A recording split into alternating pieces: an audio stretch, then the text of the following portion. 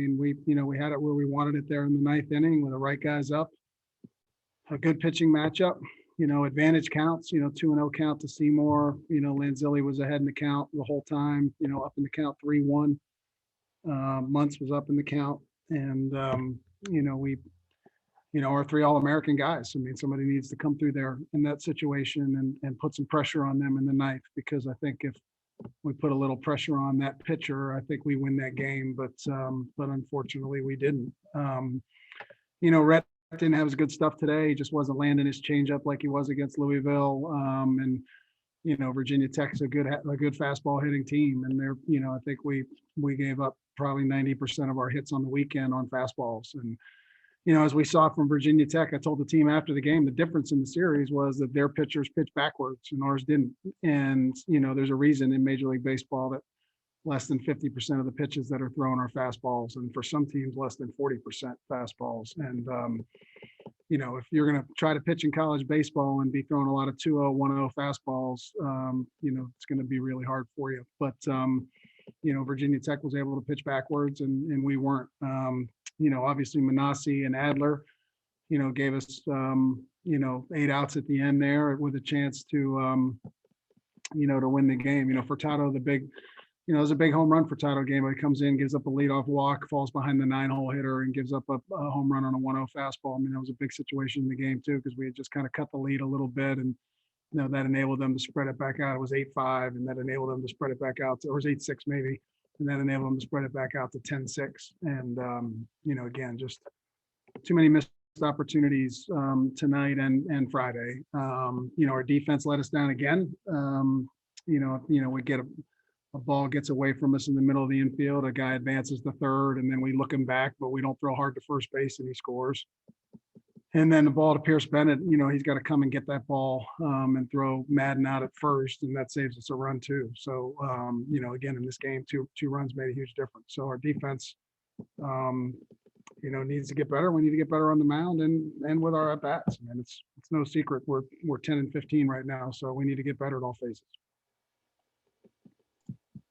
Tom, I apologize. I feel like I'm asking the same questions, but how quickly can a turnaround come about? I mean, is this something that it's something could happen at App on Tuesday and you get it rolling, or does it have to happen like at App and next weekend? Like what's the turnaround what's the time frame?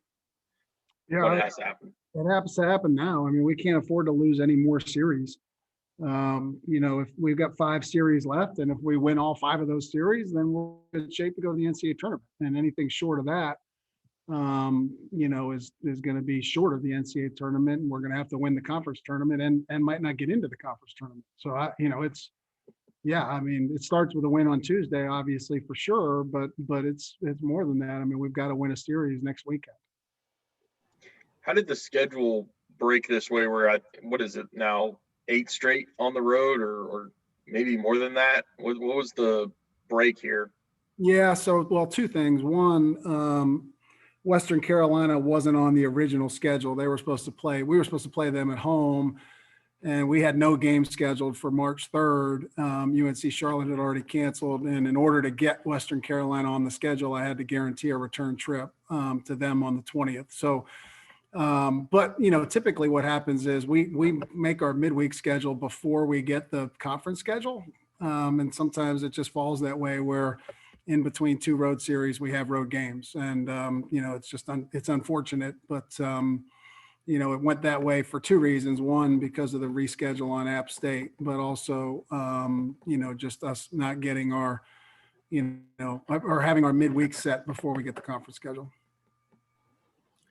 Tom, have you searched the memory bank to kind of ponder if you've ever encountered a season and a team like this one that's kind of so underperformed what you figured their expectations would be, and have you pondered what steps you could take to kind of shock them out of this?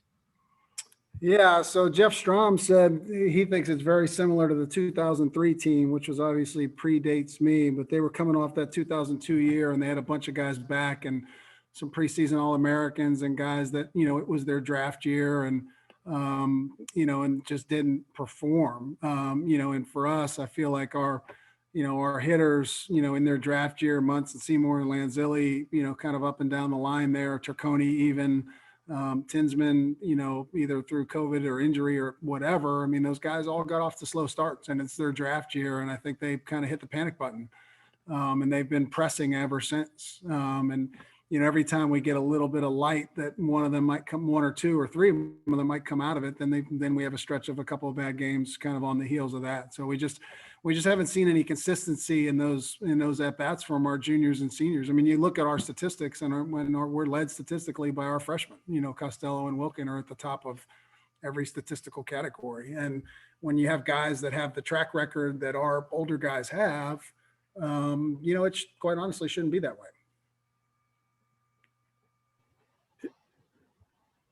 And we knew losing Menendez and Smith was going to hurt. I mean, it just left us, Rhett was, we forced him into a Sunday start, and he's done well at times, but the reality is he's a Tuesday starter right now. I mean, I think he's going to be a weekend starter next year, and we need him to be a solid weekend starter now. But the reality is losing Menendez and Smith has left us, a little short on the mound too, where we're asking some guys, we're asking, guys like Brendan Oxford and Hunter Furtado to pitch, in more leverage situations than they probably should be.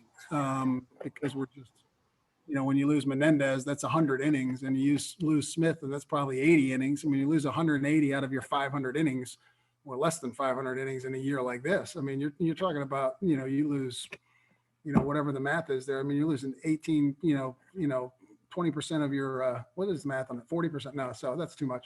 So anyway, you're losing 30% of your innings. When you lose those two guys, you're losing 30% of your innings. And, that's a lot, and it's hard to recover from that. And we're a private school with scholarship situation, and, we just don't have the depth. When you look at all these other teams, they went out there, they've got rosters that are 50, 55 people deep, and they've added guys from other programs. Conley is a perfect example. Virginia Tech added Conley and Cross from other programs because they, somehow they found scholarship money for those guys. And, those are two huge pieces for Virginia Tech in what they've been able to do this year. And because of our scholarship situation, we just weren't able to add any pieces. And so we've got a roster of 37, and everybody else has a roster of 55. And again, which is fine if you don't have injuries, but if you have injuries, it leaves you short. And I'm not making excuses. I mean, we need to play better, and we should be better than we are. I mean, so I'm not saying that this season, because of injuries, we haven't played as well as we should, and we haven't performed as a team or individually as we should.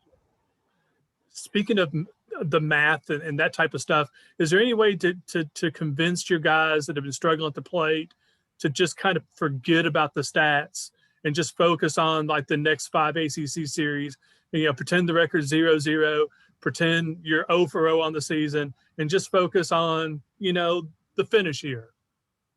Well, that is exactly what I told them. I said, look, we're 10-15 right now, and if we go 15-10, it's going to be hard to keep us out of the NCAA tournament, because we'll have a good RPI and we'll be playing well at the right time down the stretch, and we'll have won 5 series in a row, et cetera.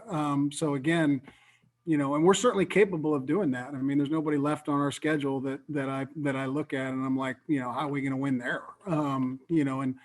We've seen us against Georgia Tech and Louisville and play toe to toe with those teams, for a weekend. So, we just need to put it all together, but it's hard, Les. I mean, to answer your question, we do say that, and that is the message, but when it's your draft year and you're pressing at the plate and you're looking at your 220 batting average and wondering if you're ever going to get to live your lifelong dream, it's hard. Anything else, guys? Thanks, Coach. All right. Thanks, Walt. Good time, guys. Big picture takeaway from the sweep this weekend. I mean, what does this mean moving forward and into the second half of the season for y'all? Obviously this weekend didn't go as planned. Never want to be swept at home, but definitely something we just got to put behind us and move forward. As we've kind of played this schedule so far, it's been a tough schedule. Not an excuse, but now it's kind of time. It's like, well, we've played a lot of tough games.